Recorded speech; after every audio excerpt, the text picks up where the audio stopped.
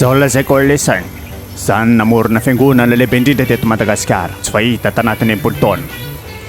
Zovy manao ty mamonjy Jesosy mamonjy arenao Zao Hervé, zao Luc Hervé.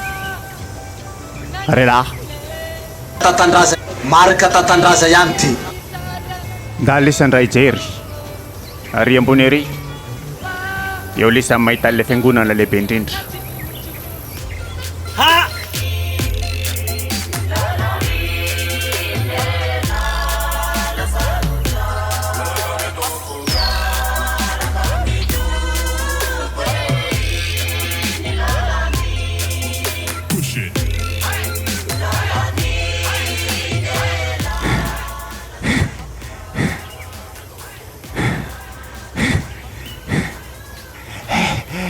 Fananiny lisan'ny tsy nandray teleferika e.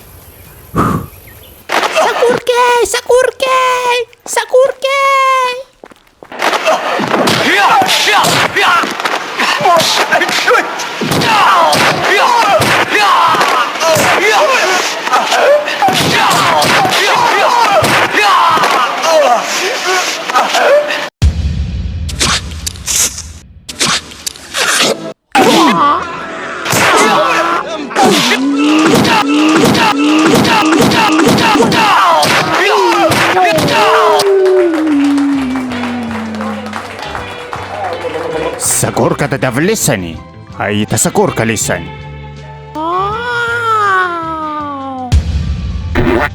Ho avy aminao ny sakorka. Ino raha tian'ireo tatongavana?